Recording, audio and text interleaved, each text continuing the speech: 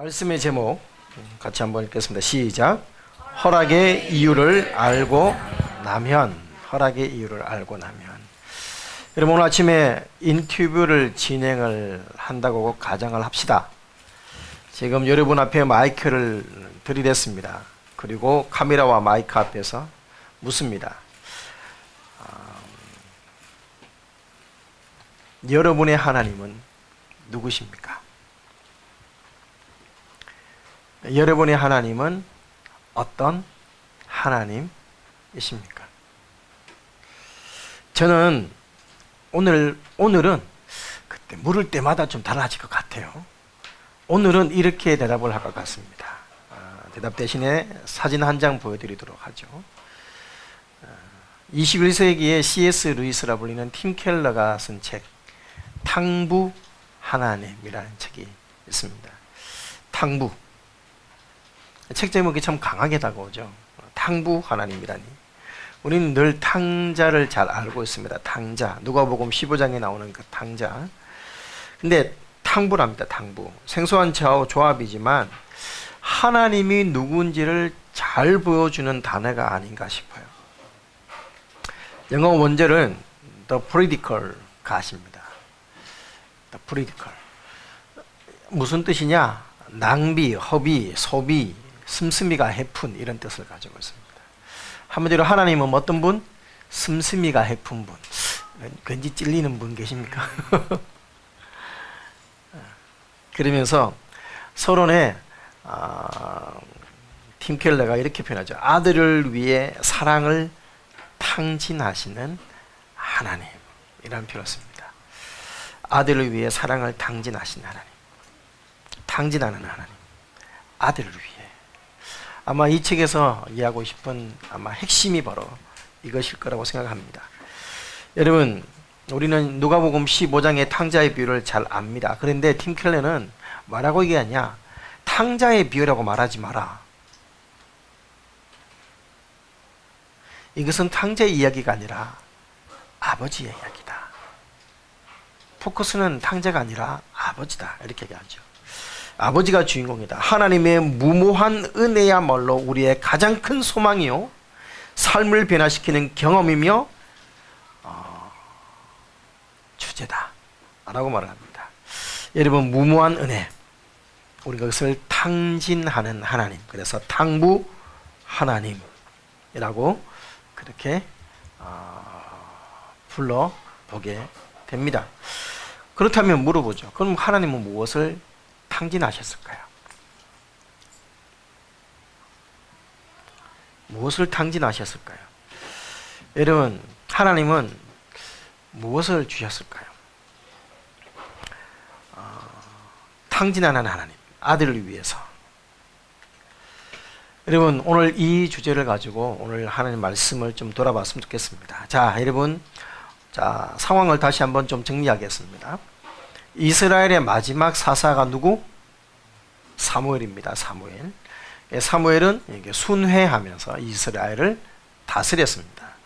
자, 이렇게 다스리다가 나이가 많아져서 더 이상 순회하기 힘들고 구석구석하기도 힘들고, 그래서 저 남쪽, 제일 남쪽 국경 지역에 너무 머니까 또 국경 지역을 또 블레셋과 접경지기가 비워둘 수는 없으니까 두 아들을 사사로 세웁니다. 사사라기보다는 사사 보조 역할을 하는 사사. 그래서 브엘세바로 보내게 되죠. 브엘세바. 한마디로 이제 국경 지역의 작은 지역을 이제 관할하는 보조 사사 정도로 아들들을 세웠습니다. 그런데 문제는 뭐야? 아들들이 아버지와 같지는 않았습니다. 사무엘과 같지는 않았습니다. 그래서 뇌물을 받고 엉터리로 재판을 하기도 하고, 그러다 보니 억울한 일이 생겼습니다. 그런데 이스라엘의 모든 장로가 다 모여서 당신들의 아들들을 못 믿겠으니 왕을 세워달라 라고 얘기를 합니다. 여러분, 두 아들들이 치리한 지역은 어디? 브엘세바 저 남쪽 구석 총구석에 있는 지역. 그런데 이스라엘 전체의 장로들이 다 모였습니다. 그러니까 사실은 이유가 되지 않는다 이 말이죠. 명분입니다. 명분. 왕을 세워달라는 명분을 위해서 두 아들을 못 믿겠으니까 왕을 세워달라. 물론 이제 사무엘이 날이 많으니까 사무엘은 위대했지만 그런데 사무엘이 죽고 나면 이제 결국 당신 두 아들들한테 갈 거 아니냐 이런 식의 논리인 거죠. 그러나 무엇을 못 봤다 지난주에 말씀드렸습니다. 사무엘은 봤지만 능력 있는 사무엘은 보았지만 그 능력 있게 만든 하나님을 보지 못했기 때문에 일어난 일이었다. 그래서 결국 그들은 사무엘의 다스림을 거절을 하고 우리도 열방처럼 열국처럼 열방처럼 우리도 왕을 달라라고 요구를 하죠. 사무엘이 기뻐하지 않습니다. 왜? 자식 때문에 이렇게 요구하는 것 자식 때문이 아닙니다. 이스라엘이 뭐 중앙 집권적 권력 조직이라든지 또 뭐 정치 사회 문화적으로 또 뭐 이렇게 내가 다스려야 돼 이런 것보다는 하나님이 이 모든 것을 다스려야 되고 하나님이 왕이셔야 되는데 하나님이 이 모든 것의 근간이 되어야 되는데 하나님이 통치를 거절하고 하나님의 왕됨을 거부하는 것 때문에 몹시 싫어합니다. 그래서 하나님께 묻습니다. 그런데 하나님은 그 말을 들어주라고 하죠. 그러면서 말합니다. 너를 버린 게 아니고 나를 버린 것이다. 한마디로 그러나 들어주라 왕 세워주라. 여러분 자 여기서 하나님이 왜 허락했을까요? 이겁니다. 왜 허락했을까요? 사실 좀 혼란스러울 수 있는 부분입니다. 막으실 수 있잖아요. 근데 사실은 이 질문을 하게 되면 어디까지 거슬러 올라가냐 하면 왜 선악과를 만드셨어요까지 올라가야 돼요. 같은 질문일 수 있습니다. 사실 반란 못하게 두 아들들을 징계하고 사무엘의 두 아들들을 징계하고 끝낼 수도 있었습니다. 그리고 더 강력한 어떤 하나님의 통치를 할 수도 있었습니다.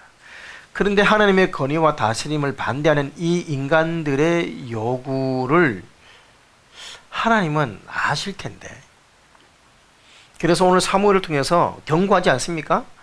오늘 내가 왕 세우면 이런 일이나 결국 지금 이스라엘 백성들이 요구하면 그 요구한 일들이 이루어지고 나면 어떻게 될지 아실 텐데 허락하십니다.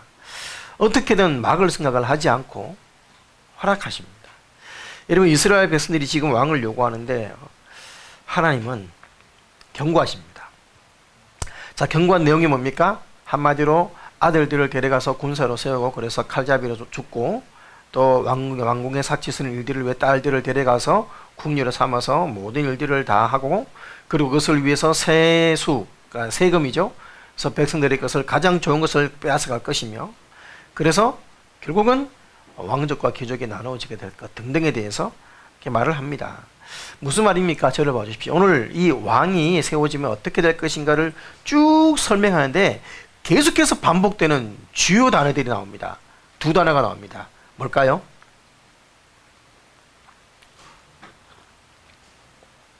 이 본문에서 계속해서 반복되는 두 단어 너희라는 단어입니다. 너희 한번 보십시오. 계속해서 나옵니다. 그래서 너희 다스릴 죄는 너희 아들들을 또 너희 아들들로 너희 딸, 너희 포도밭, 너희 감남원, 제일 좋은 것, 너희 곡식, 너희 노비, 너희 가장소, 아름다운 소년, 너희 양떼, 너희가 택한 계속해서 너희가 나옵니다. 근데 이 너희의 것을 취해서 나라를 부강하게 하고 백성을 살피는 게 아니라 대조되는 단어가 뭡니까? 자기 어거, 자기 말, 자기 밭, 자기 떡, 자기 것. 무슨 말입니까? 결국 인간 왕은 하나님처럼 선하지 않다 이 말입니다. 여러분 인간 왕은 결코 하나님처럼 선하지 않습니다. 인간 왕은 오직 자기만을 위해 그 권력을 사용할 것이라는 경고입니다. 자기의 권력을 유지하기 위해서 왕의 권한을 사용합니다. 여러분 힘이 한 사람에게 집중되어 있으니까 여러분 어떻게 돼요? 한 사람에게 힘이 집중되어 있으면 반드시 사람이 모이게 되어 있습니다. 그 힘을 같이 얻어 사용하고 싶은 사람들. 여러분 정확하게 지금 정치권 속에서 한 지도자, 뭐 대통령이라든지 아니면 야당의 한 지도자가 있으면 그 밑에 모여드는 사람이 정말 이 사람을 잘 보필해서 정말 나라를 아름답게 만들기 위해서 모인 사람들일까, 아니면 이 권력을 함께 나눠 먹기 위해서 모인 사람들일까를 생각해 보면 제가 지금 무슨 말을 하고 싶은지 이해할 겁니다. 여러분, 사람은 악한 본성이 있기 때문에 그 권력을 남용하고 싶어 합니다. 그리고 그 힘을 하나님처럼 선하게 사용해내는 것이 결코 쉽지 않습니다. 그래서 그 권력으로 아들과 딸들을 데려가서 자기 군사로 삼고 전쟁에 나가 죽고, 딸들은 동원되고 놀이관계 되고 재산들은 다 빼앗길 것이고, 근데 그거 다 뭐 자기를 위해서. 그래서 생선에 마치 파래떼가 달려드는 것처럼 강력한 힘을 가진 왕에게 악한 사람들은 몰려들어서, 그러면서 권력이 점점 더 조직화되고 집중화되고, 그러면 그 권력 조직에 속하지 않은 소위 말하는 일반 백성, 평민들은 뭐 그 권력들의 노예가 되는, 그래서 어떻게 됩니까? 귀족과 평민이 나누어지게 되는, 또 그렇게 해서 결국은 착취되고 오늘 뭐라 합니까? 노예가 되리라. 노예가 되리라. 여러분, 종이 된다 이 말입니다. 너희가 그 종이 될 것, 17절이죠. 그 종이 될 것이다. 한마디로 뭐 노예가 된다 이 말입니다. 여러분, 가장 대표적인 왕이 있습니다. 이런 이 인간적인 왕의 가장 대표적인, 여러분, 사람들이 요구하는 거는 뭐,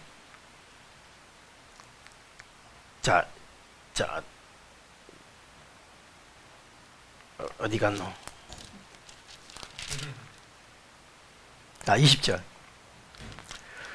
우리도 열방과 같이 우리 왕이 우리를 다스리며 우리 앞에 나가서 우리의 싸움을 싸워야 할 것입니다.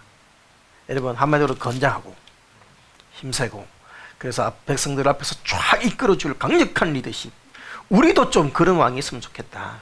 여러분, 사실 어찌 보면 대안이라고, 장로들의 입장에서는 대안이라고 할 수 있습니다. 왜?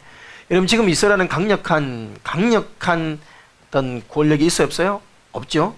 강제적이지 않습니다. 사실 딱 교회와 같습니다. 특히 우리 성서 침례교회 같습니다. 장로교회는 좀 약간의 계층이 있어요. 장로, 뭐 장례 집사, 뭐 그래서 약간 좀 구조적인 부분이 조금 있습니다. 그래서 권력이 쫙 모이고, 그리고 또 강제적인 어떤 힘들을 발휘하기 쉽습니다. 그래서 당회가 모여서 딱 결정을 하면 다 합니다. 우리는 근데 모든 성도가 다 거수로 결정하잖아요. 그러니까 강력한 중앙 집중이 안 돼 있어요. 그래서 이스라엘 백성이 딱 지금 사사제도가 그런 거예요. 사사제도가 여러분 각 12지파 다 나눠져 있고, 사사가 알아서 하다 보니까 모여 이런데 안 모이면 끝인 거예요. 이해됩니까, 상황이? 그런데 지금 주변들은 뭐예요? 강력한 힘이 있고, 모여 그러면 군수가 쫙 모이고 철병거가 있고, 근데 자기들은 모여 그런데 저쪽 지파는 안 모이고 이쪽 지파는 뭐 무슨 지파만 모였더라. 그 자꾸 등장하지 않습니까? 저쪽은 안 모이는 거예요. 그러니까 불안해서 안 되겠다는 거죠. 더 이상은 이렇게 하면 우리 망하겠다. 여러분, 이스라엘 백성들이 지금 왕을 요구하는 이 상황이 그런 겁니다.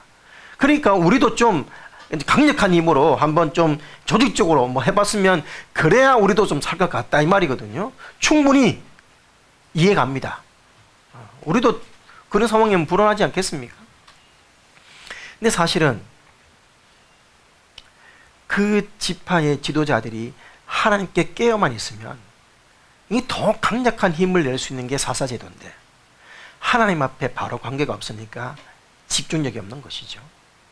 여러분, 그래서 강력한 왕을 요구했습니다. 그래서 하나님이 초대 왕 누구를 세웠습니까?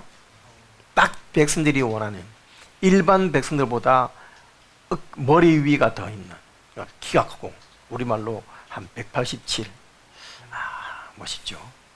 190 되면 너무 커요. 187. 딱 멋있지 않습니까?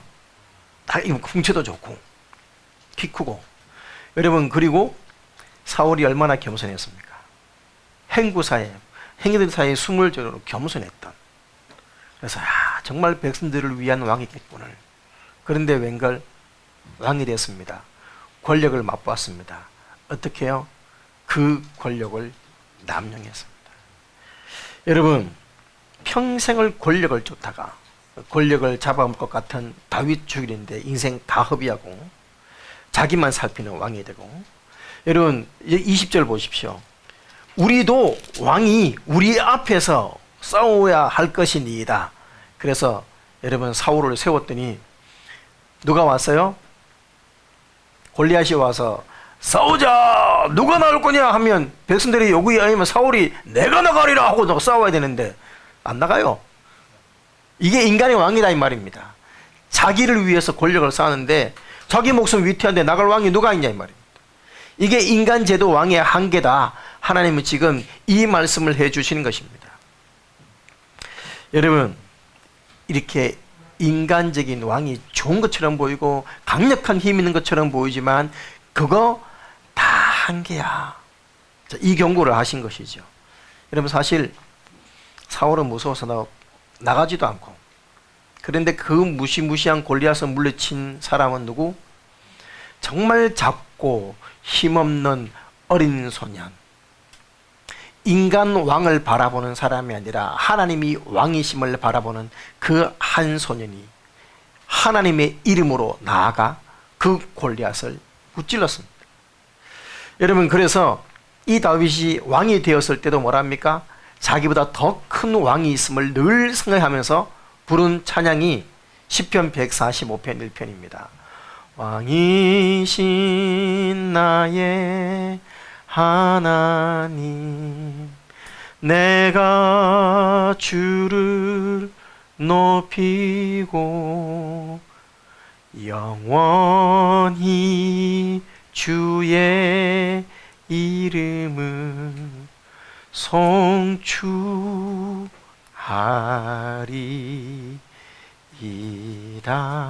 여러분, 이게 바로 다윗이 왕이 되고 난 다음에 자기보다 더 큰 왕이 있음을 늘 기억하며 영원히 그 왕을 찬양하겠습니다 라는 고백입니다. 여러분, 사람은 한계가 있습니다. 그것을 모르고 살아가면 어느 순간 다 무너지는 것이죠. 여러분, 사무엘의 경고가 바로 이것이었습니다. 여러분, 인간 왕은 우리를 대신해서 싸워주고 우리를 구원해 줄 것 같지만 인간 왕은 우리를 구원해 주지 못합니다. 여러분, 솔직하게 한번 보십시오. 대통령 선거 때만 되면 그 사람은 그거 못 해내, 이 사람은 저거 못 해내, 이 양반은 뭘 해내 해놓고 정작 그 사람이 대통령 되고 난 다음에 우리 문제 속시원하게 해결해 주는 대통령 지금까지 누가 있습니까? 도리어 지금 가장 욕먹는 그 옛날에 그 대통령이 차라리 지금 이 나라를 이만큼 잘 살게 만들었다고 사람들이 도리어 말하는 이유가 뭡니까? 다 모든 것을 다 동의하는 것은 아니지만 과거를 돌이켜보니까 차라리 그 사람이 더 낫더라. 자꾸 이런 말이 나오는 이유가 뭐냐? 사람들은 다 한계가 있다는 것이죠. 여러분, 지금 이 대통령, 저 대통령 판 바꿔보자, 판 바꿨습니다. 문제 해결됩니까? 안 됩니다. 인간 왕은 한계가 있다 이 말입니다. 근데 자꾸 왜 거기에 미련을 두세요? 이 대통령 바뀌면 마치 나라가 바뀔 것 같이 그렇게 왜 자꾸 미련을 두냐고. 더군다나 교회 다니는 사람들이 왜 자꾸 거기에 목숨을 거는지 모르겠어요. 하나님께 목숨을 걸고 믿음의 목숨을 걸어야 되는데 왜 자꾸 정권의 목숨을 걸고 이 정권 저 정권 기웃기웃 거리는지 모르겠어요. 정치는 정치에 맡기고 우리는 그들이 잘 정치하도록 기도하고 중보하고 우리는 우리 길을 가야 되는데 왜 자꾸 여기 저기 중심을 못 잡고 있는지 모르겠습니다. 여러분, 오직 하나님만이 우리의 모든 문제를 해결해 줄 수 있는 진정한 왕이심을 믿으시기 바랍니다. 하나님께서는 자신이 가지신 그 권력을 결코 자신을 위해 사용하시는 분이 아니십니다. 우리를 구원하기 위해 독생자 예수님을 십자가에 달리게 해 주신 분이 바로 하나님이십니다. 여러분, 하나님은 완벽한 사랑을 가지셨고 완벽한 힘을 가지고 계셨고 그리고 완벽하게 우리를 구해 주시고 해결해 주실 수 있는 진정한 왕이십니다. 여러분, 사무엘이 이렇게 왕정 제도에 대해서 경고를 했지만 그럼에도 불구하고 이스라엘 백성들은 아닙니다. 우리에게도 왕이 있어야 되겠습니다. 우리 앞에서 싸워야 되겠습니다. 그러니 22절을 보십시오. 여호와께서 사무엘에게 이르시되 그들의 말을 들어 왕을 세우라 하시니 사무엘이 이스라엘 사람들에게 이르되 너희는 각기 성읍으로 돌아가라. 알겠다, 세워줄게, 하나님이 원하는 사람을 세워줄게 하고 다 돌려보냅니다. 결국 하나님이 이렇게 허락하셨습니다. 다시 말씀드립니다. 자, 이미 경고했습니다. 이 경고한 상황들이 일어날 것을 아셨는데 왜 허락하셨을까요? 기쁨으로 허락해 주셨나요? 아닙니다. 여러분 정확하게 호세아서 13장 11절, 자, 왕을 세워주신 이유를 여기 이렇게 설명하십니다. 여러분 함께 보십시다. 호세아서 13장 11절.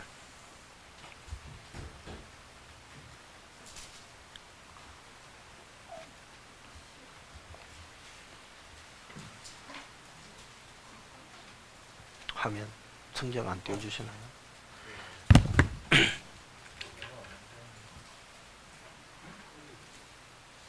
자, 시간이 걸리니까 같이 한번 읽겠습니다. 시작.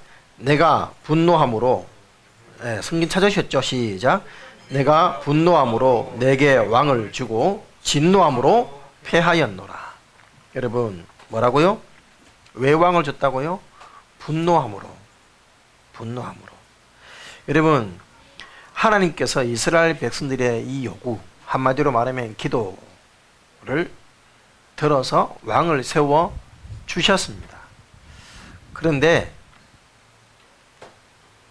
이 경우는 기도 응답이 뭐예요? 심판이에요. 하나님이 허락하시는 것 모두가 하나님이 기뻐서 주시는 것이 아닐 수 있음을 우리는 알아야 합니다. 하나님 왜 주셨을까요? 쫄으니까 줬지. 허락한다고 다 좋은 것이 아닙니다. 진실로 하나님이 좋아하는 것을 우리가 행하거나 구하면 하나님이 요구하지 않은 것까지도 주시는 분이십니다. 아멘이십니까? 지난주 특성처럼 가장 좋은 것 주시는 분이십니다. 요구하지 않아도 더 좋은 것 주시는 분이십니다. 그런데 우리가 고집을 꺾지 않고 그거 아니야 그런데도 계속 고집을 부립니다. 매달립니다. 그거 허락해주면 그게 화가 되는 거 압니다. 대부분의 애들이 부모님한테 뭐 사달라고 떼쓸 때 이런 경우가 참 많죠. 그래서 안 돼 하다가 도저히 안 되면 뭐 합니까? 허락해 줍니다. 자, 오늘 말씀의 제목이 뭐라고요? 허락의 이유. 허락해 줍니다. 기뻐서 허락해 준 게 아니다 이 말입니다. 여러분 이스라엘이 광야 생활 중에 하나님께서 매일매일 일용할 양식을 주셨다 안 주셨다? 만나 먹어본 사람? 만나 먹어본 사람? 없죠.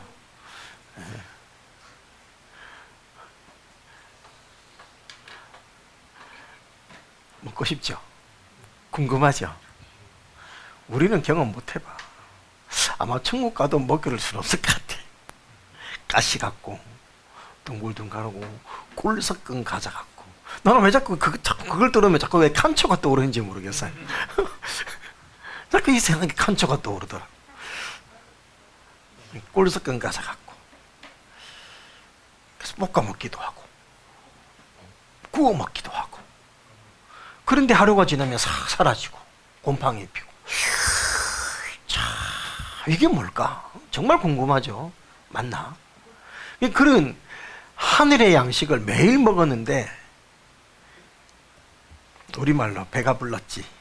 고기 먹고 싶다고. 고기 달라고 원망을 한 거예요. 고기 달라고. 우리도 고기도 먹자 좀. 고기 달라고. 하나님이 허락해줬다 안 해줬다? 허락해줬습니다. 근데 참 신명기 말씀 보면 참 재미는 아직 이 사이에 고기가 있을 때 하나님이 징계하셨다 그랬어요. 여러분 권한 것 허락해 주지만 기쁨으로 주지는 않으셨다. 고기 먹으면서 재앙도 함께 받았다 이 말입니다. 결과가 뭡니까? 다 탐욕의 결과죠. 탐욕의 결과. 여러분, 탐욕을 부리는데 주어졌다? 그것은 복이 아닙니다. 그러면 때로는 거절이 오히려 복이 되는 것입니다.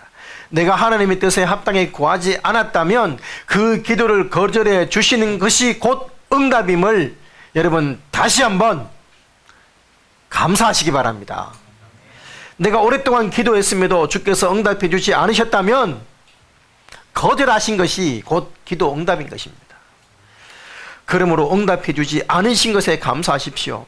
주님의 뜻이 내 뜻보다 더 선하신 것을 믿고 응답해 주셨든지 응답해 주지 않으셨든지 혹시 그것이 웨이팅 중이든지 오늘만큼은 적어도 감사할 수 있어야 될 줄 믿습니다. 여러분, 그러나 그럼에도 불구하고 고집 부리면 하나님은 옳지 않음을 알지만 그것이 내게 어떤 해가 되는 것을 알지만 알고도 허락해 주십니다. 허락해 주세요.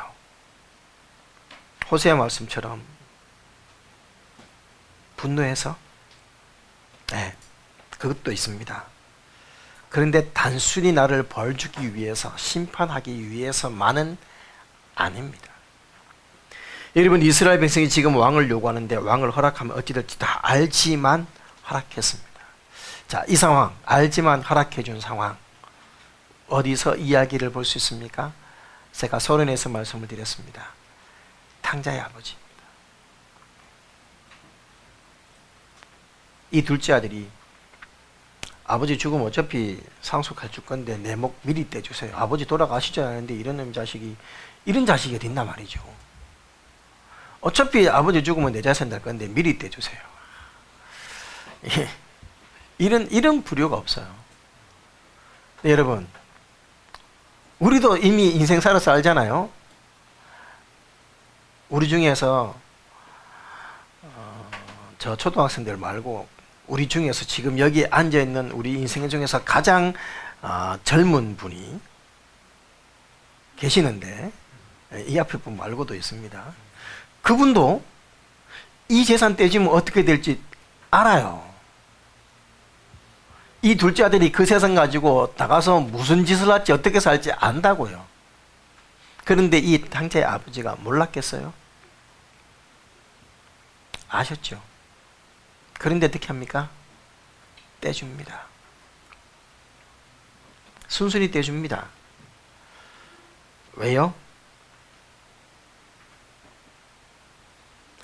결국 아버지 집이 제일 좋구나.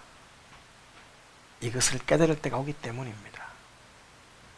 내 아버지 집에 양식이 풍족한 품꾼이 얼마나 많은고. 그래, 나는 내 아버지 집에서는 일꾼도 못 넣게 사는데 나는 여기서 줄여 죽는구나. 돌아가야 되겠다. 이렇게 될 것을 아버지는 하셨어요.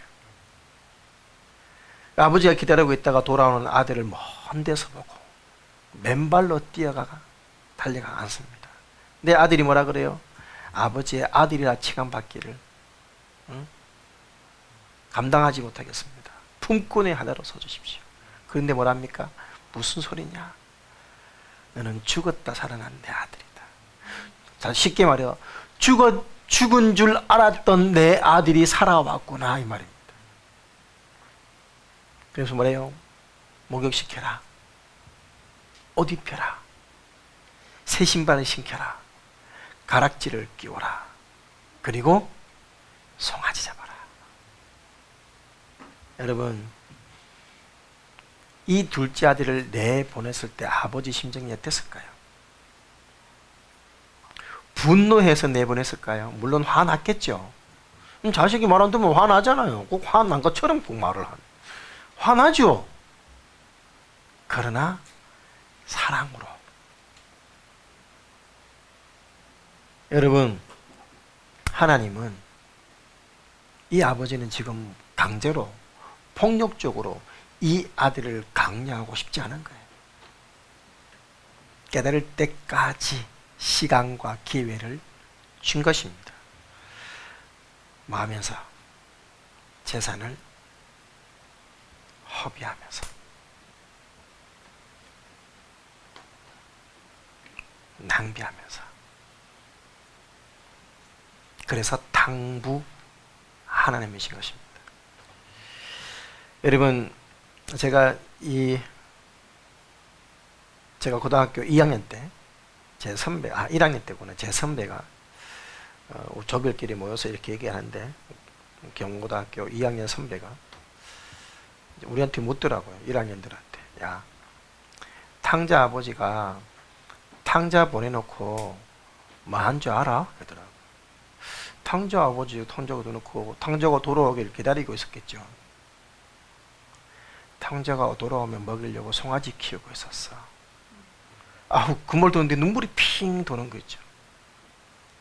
탕자가 돌아오면 먹이려고 송아지 열심히 살찌우고 있었어. 여러분, 이게 아버지 마음이에요. 허락해줘요. 근데 분노로 허락해줬다, 물론 맞죠. 근데 사실은 낭비하신 거예요. 시간도, 재산도, 열정도 낭비하신 거죠. 그렇게 해서 제대로 깨닫고 돌아오라고. 여러분, 오늘 누가복음 15장의 탕자의 비유는 하나님을 떠난 인간들과 그들이 돌아오기를 기다리시는 하나님의 이야기 아닙니까? 하나님은 아시면서도 보내십니다. 말도 안 되는 요구를 허락해 주십니다. 왜? 사랑하니까. 그것을 통해서 제대로 깨달으라고. 탕자아버지처럼 손해보내면서 허락해 주십니다. 여러분, 이스라엘 백성들이 하나님께 불순종하고 우상숭배했습니다. 여러분, 그래서 하나님께서 이스라엘 백성들을 징계했죠. 어떻게 해요? 바벨론에게 포로로 끌려가게 했습니다. 그 말은 무슨 말입니까? 하나님의 영광을 포기하신 것입니다. 하나님은 자기 영광을 포기하면서까지 바벨론에서 이스라엘 백성이 순결한 백성으로 훈련되어지기를 원하셨습니다. 그리고 70년 만에 다시 돌아오게 하셨죠. 그렇게 하나님은 자기 영광을 탕진하셨습니다. 사랑하니까. 여러분, 사실 하나님을 왕으로 섬기지 않는 자는 엄밀히 말하면 하나님 백성이 아니에요. 그들이 스스로 하나님이 왕이심을 거부했고 그들 스스로 하나님 백성 되기를 거절했으니 하나님 백성이 아니에요. 그래서 호세아에서 로암미 내 백성이 아니다. 여러분, 그렇지만 하나님은 은혜와 긍휼이 많으셔서 그들이 하나님을 거부했음에도 계속 주의 백성으로 품어주십니다. 끊임없이 선지자 세워서 여전히 말씀해 주시고 세워주시고, 우리도 여러분 자격이 있어서 하나님 자녀가 됐습니까? 우리 중에 자격이 있어 하나님 자녀 되신 분 손들어 보라 그러면 또 누가 손들까 봐 걱정이 되네.